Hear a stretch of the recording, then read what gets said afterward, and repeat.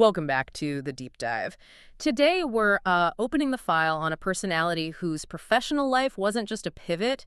It was more like a detonation, a reconstruction, and, well, a total philosophical overhaul. That's a good way to put it. We're tracking the story of Lisa Lampanelli, a name synonymous for, what, 2 decades?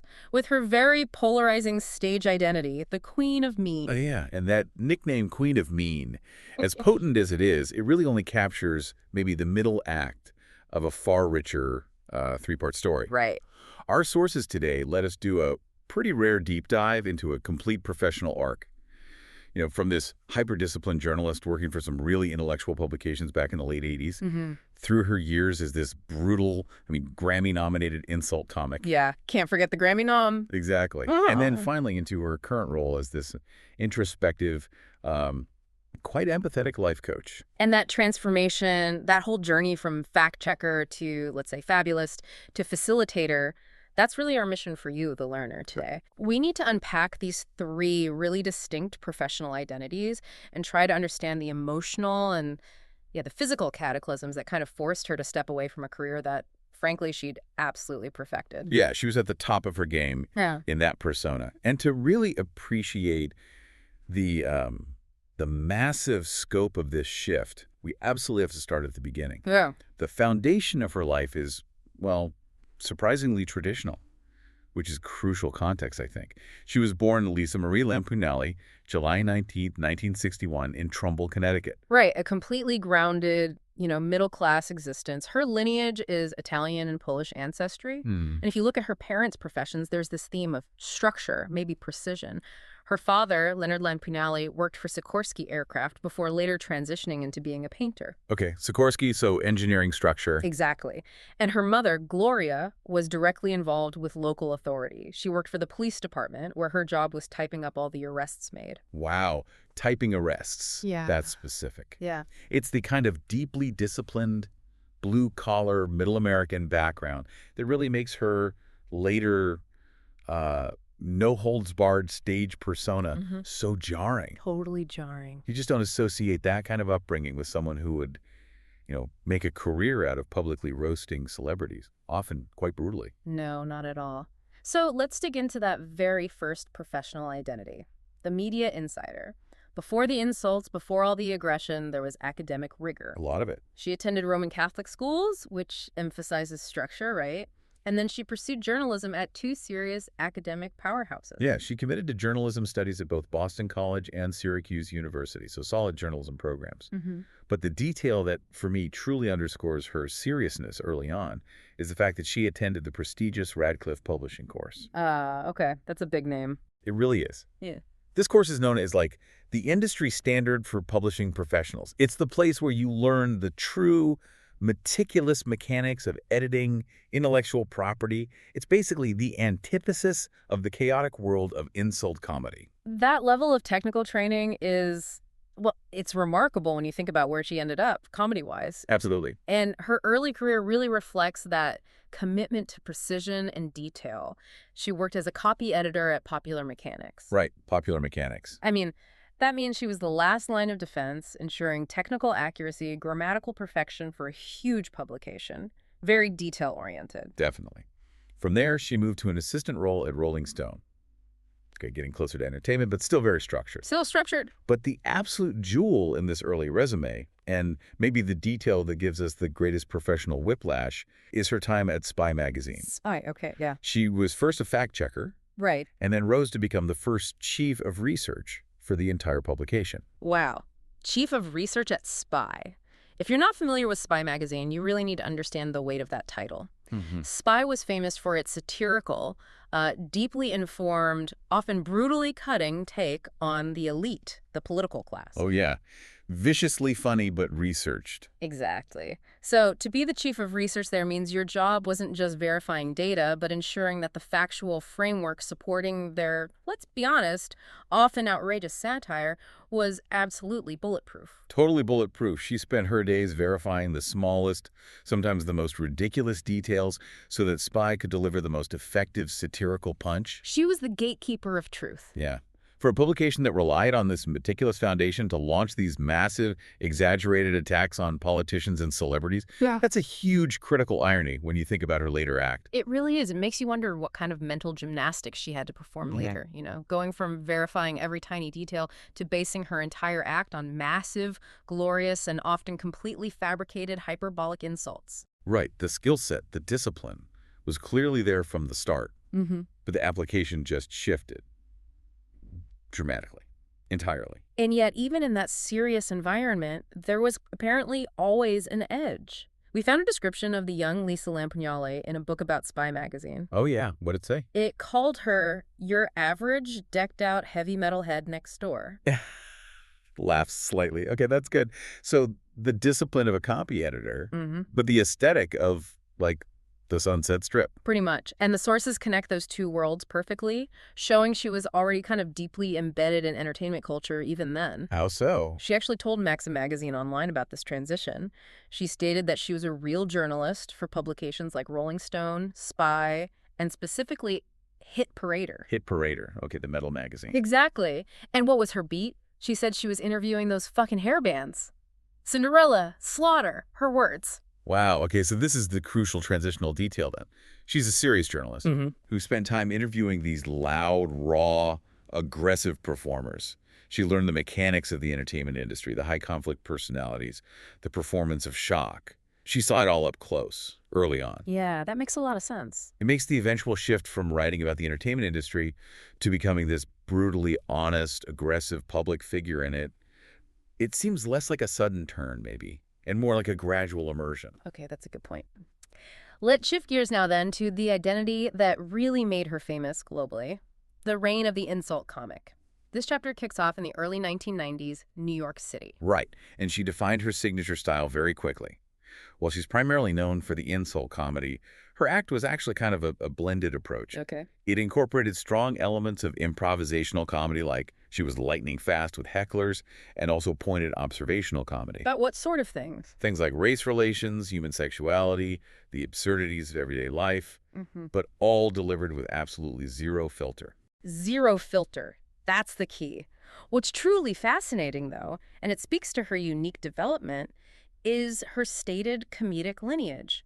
If you're a comic starting then, you usually cite maybe George Carlin or Lenny Bruce, Richard Pryor. The usual suspects, yeah. But the sources tell us her core influence was much more structured, almost historical. That's exactly right.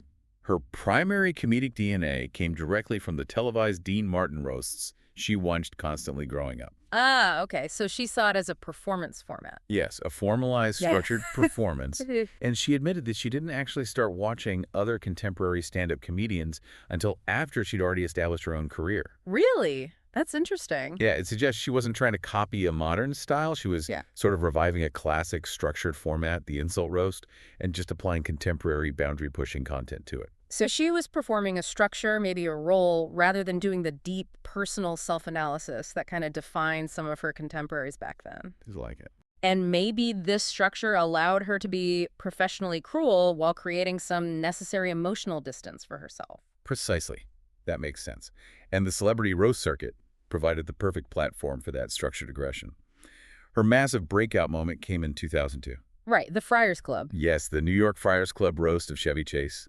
The Friars Club is like hallowed ground for that genre, right? Oh, absolutely. The institution. And her performance there just put her instantly on the national map. Everyone was talking about her. From that point on, her participation became almost mandatory for any high-profile roast, it seemed. The list of people she targeted is just a roster of major cultural figures. Yeah, name them. Dennis Leary, Pamela Anderson, Jeff Foxworthy, Flavor Flav, William Shatner, David Hasselhoff, and notably Donald Trump. A real who's who. And she wasn't just a participant, she got elevated. She served as roast master for Larry the Cable Guy. Right, Roastmaster. That's a step up. It demonstrates her stage presence and control were strong enough not just to deliver the jokes, but to actually anchor the entire event. That takes skill. Definitely. And for those who follow the, let's say, deep cuts of comedy culture, she was a frequent fixture on the Howard Stern Show roasts. Oh yeah, those were brutal. Often less about celebrity and more about really intimate, sometimes vicious peer-to-peer attacks on staff and friends, Gary Delabate, Artie Lange, Andy Dick. She fit right in there. Yeah. She also participated in the A&E Gene Simmons roast back in 2008. Right. These appearances just solidified her reputation as the one comic you brought in when you wanted the most unreserved, boundary-obliterating material possible. No holds barred. Absolutely. And that constant visibility, it translated into significant commercial success and industry recognition, too. It wasn't just roasts. No, definitely not. The timeline of her specials shows this clear upward trajectory. It confirms she was far more than just a roast comic. So what were the big ones? In 2005, she released the DVD special Take It Like a Man. Followed that with a major Comedy Central special C-DVD in 2007, Dirty Girl. Dirty Girl, right. Remember that one. Then, just 2 years later, she jumps to premium cable HBO with the 2009 special Lisa Lampanelli. Long live the Queen. HBO special, that's a milestone. Huge. Followed by the 2011 Comedy Central special Tough Love. She was really prolific, putting out a new special every couple of years. Consistent output. She even made it to Broadway in 2012 with her one-woman show, Bring Back the Fat Chick. Broadway. Yeah, but the ultimate professional stamp, maybe, came a bit later.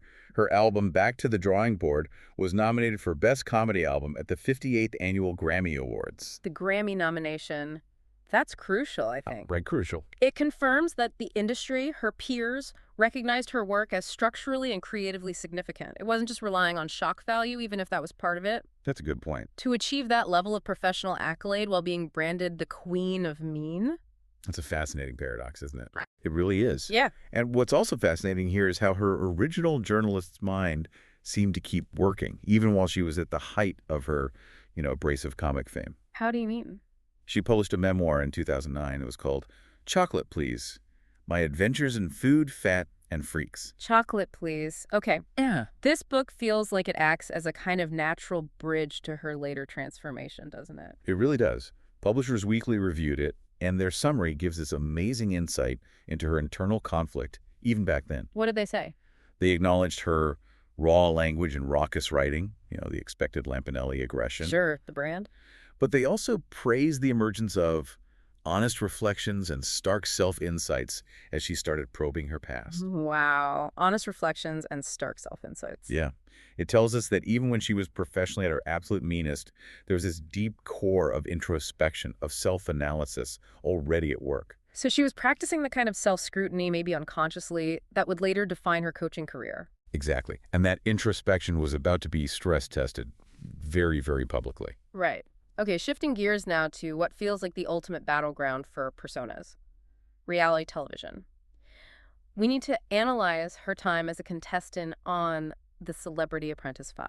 Also known as The Apprentice 12. Right, and that apprentice spotlight was really the moment her highly structured, controlled persona kind of failed her, wouldn't you say? I think so, because on the roast days, her insults were expected, they were encouraged, they were understood as part of the theatrical contract. Yeah, everyone's in on the joke. But in the reality TV setting, the audience, and maybe even some contestants, assumed her on-screen behavior was her genuine day-to-day personality. The context was gone. And the conflicts were constant and explosive. She clashed with nearly everyone. Victoria Gotti, Arsenio Hall, Lou Ferrigno, and especially Miss USA, Diana Mendoza. Yeah, that was a big one. She basically brought the full Queen of Mean energy to tasks that were supposed to be about business and charity. Right. And our sources highlight that the backlash from viewers was pretty substantial. Yeah, the controversy was fueled by those numerous clashes, but also by the highly specific fact that she refused to apologize.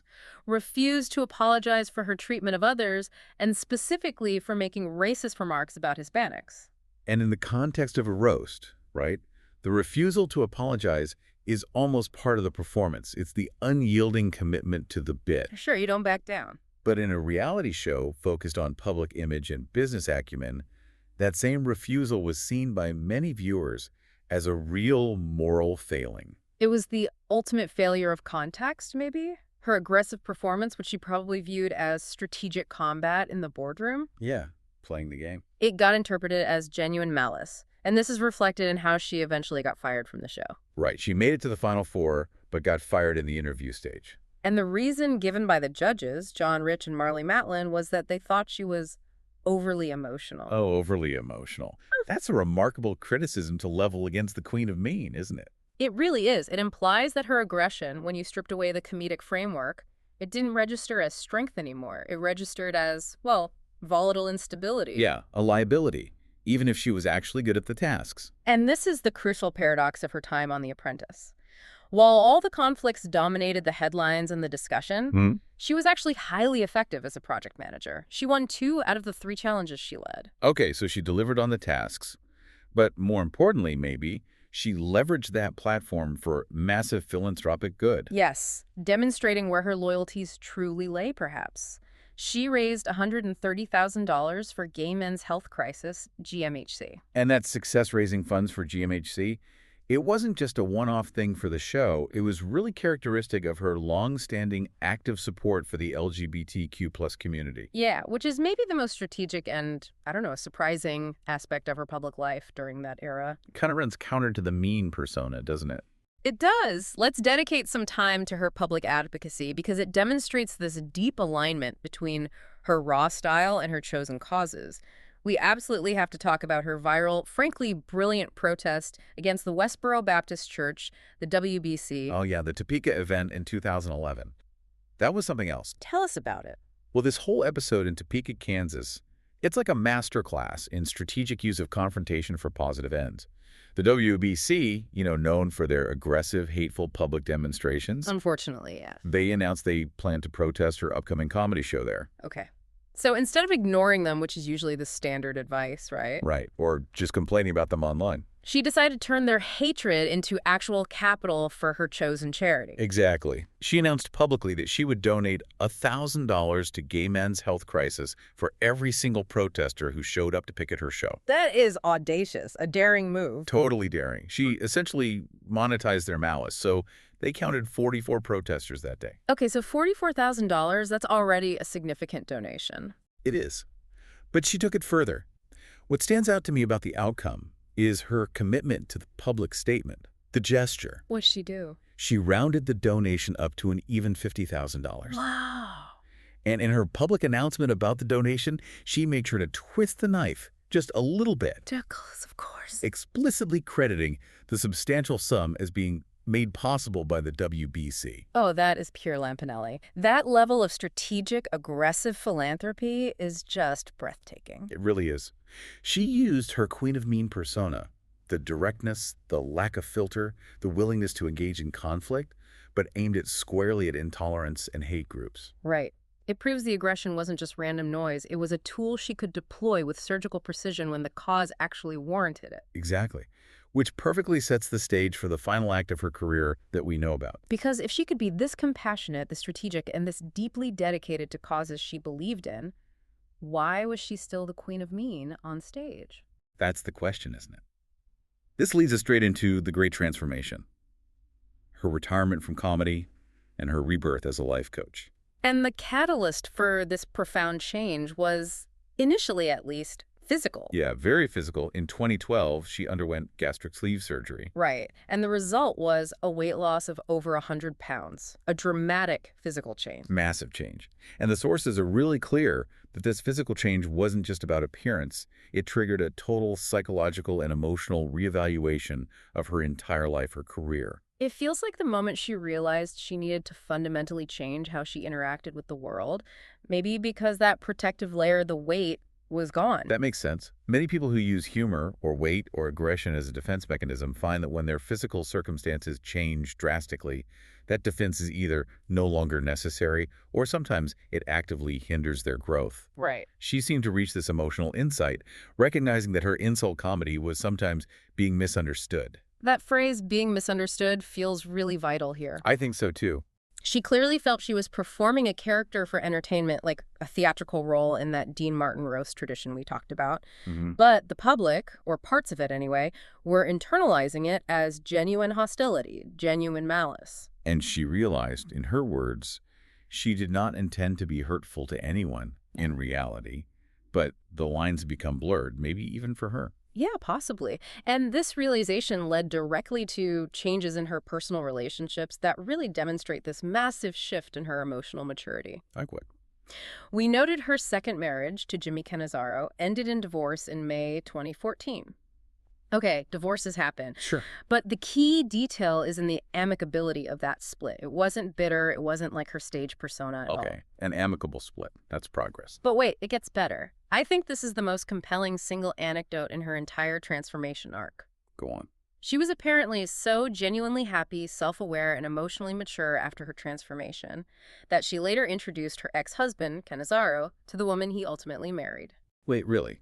She introduced her ex to his future wife. That's what the sources indicate. Wow. Okay, that's definitive proof of a psychological overhaul. The woman who made a career out of publicly tearing people down becomes the facilitator of her ex-husband's future happiness. It's incredible. She moved from a position of, adversarial conflict to one of genuine support and care. A complete 180. So what did this all mean for the comedy career then? The thing that made her famous? Well, the end wasn't a slow fade out. It was a hard stop, announced very publicly. Went in there. She announced her retirement from stand-up comedy on October 30, 2018, during an appearance on The Howard Stern Show. Seems fitting, given her history there. Yeah, full circle in a way. And she didn't just retire to anonymity, did she? No, not at all. She pivoted immediately to a new professional purpose. She announced she was leaving comedy specifically to become a life coach. Life coach. Okay. If we connect this back to her earliest career, the journalism, Mm-hmm. it actually makes a strange kind of sense, doesn't it? So, Well, the journalist who had the discipline to fact-check the world rigorously right, at Spy. now maybe has the discipline to help others fact-check their own lives, their own stories. She's leveraging that stark self-insight that Publishers Weekly noted all those years ago in her memoir review. That's a great connection. She now combines the intense self-scrutiny required for her memoir with the kind of rigor she learned in journalism, applying maybe a structured methodology to personal transformation. Exactly. And while she retired from the insult stand-up, the Queen of Mean act, she hasn't stopped performing entirely. Right, she continues to do storytelling events. But the key difference is the tone, and especially the subject matter. She describes these events as heartfelt but funny. Heartfelt but funny. That's a world away from the roasts. Completely. Mm. The focus is no longer external targets roasting other people. It's internal conflicts specifically. Her lifelong journey with food and weight. Her own story. It feels like the ultimate evolution, really. She realized the most powerful tool she possessed wasn't the insult. Maybe it was the vulnerability. Yeah.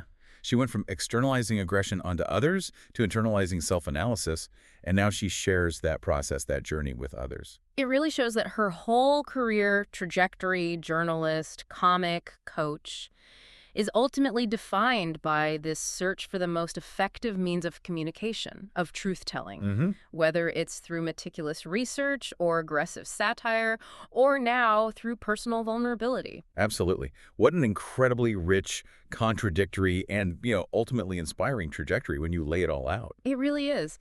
We've tracked Lisa Lampanelli from being the serious, disciplined chief of research for Spy magazine, verifying outrageous satire, to becoming a confrontational, Grammy-nominated Queen of Mean who, let's not forget, strategically used her power for massive philanthropic good. Yeah, the GMHC protest. And then, fueled by this physical and emotional overhaul, she transitioned into this reflective life coach who focuses now on sharing emotional vulnerability and facilitating growth in others. It truly is a testament to the power of transformation, personal change. And for you, the learner, as you reflect on this complete journey, from what seems like absolute aggression to absolute empathy, consider this final provocative thought. Okay. We often view vulnerability and aggression as complete opposite poles, right? But in Lampanelli's career, they both proved to be highly effective, albeit sometimes painful, tools for achieving personal and professional change. It's an interesting point. So the question is, how do you decide which one to deploy to achieve your own goals, and what price do you pay, consciously or unconsciously, for choosing one over the other? That is definitely something to mull on. Thank you for diving deep with us today. We'll catch you next time.